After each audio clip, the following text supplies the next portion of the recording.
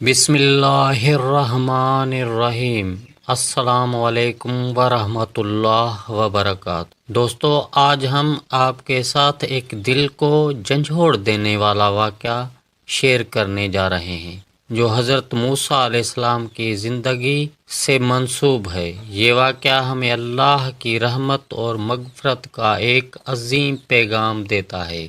ایک مرتبہ حضرت موسیٰ علیہ السلام اپنی قوم کے ساتھ تھے جب ان پر ایک عظیم قحط آیا۔ بارش بالکل بند ہو گئی تھی اور زمین خشک ہو گئی تھی۔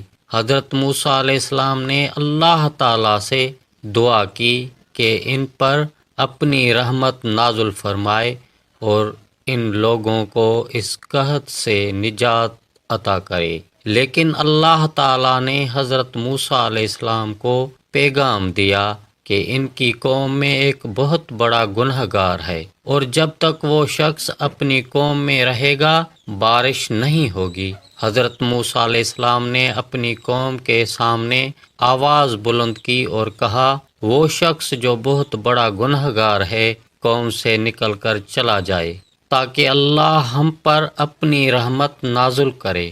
وہ گنہگار شخص جو حضرت موسیٰ علیہ السلام کی قوم میں تھا اپنی جگہ پر گھبرا گیا۔ اس نے اپنے گناہ کا اعتراف تو کیا لیکن اس میں اتنی ہمت نہیں تھی کہ سب کے سامنے اپنی غلطی کو قبول کر کے قوم سے نکل جائے۔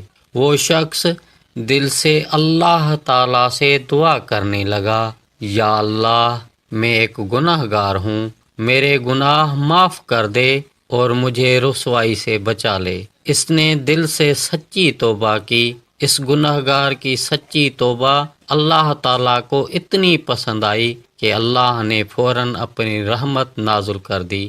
بارش ہو گئی اور سب لوگ حیران ہو گئے کہ کوئی قوم سے نکلا تو نہیں، پھر بارش کیسے شروع ہو گئی؟ حضرت موسیٰ علیہ السلام نے اللہ تعالیٰ سے پوچھا، یا اللہ، جب وہ گنہگار شخص قوم میں ہی تھا تو بارش کیسے ہوئی؟ اللہ تعالیٰ نے جواب دیا، وہ گنہگار شخص نے آج میری طرف رجوع کیا اور سچی توبہ کی۔ میں اتنا رحیم ہوں کہ اس کے گناہ معاف کر دیے اور اپنی رحمت نازل کر دی۔ دوستو، اس واقعے سے ہمیں سیکھنے کو ملتا ہے کہ اللہ کی رحمت اتنی عظیم ہے کہ اگر کوئی شخص اپنے گناہ کا اعتراف کر کے سچی توبہ کرے تو اللہ اسے فوراً معاف کر دیتا ہے، چاہے ہم کتنے بھی گنہگار کیوں نہ ہوں۔ جب ہم دل سے توبہ کرتے ہیں اللہ ہمارے گناہ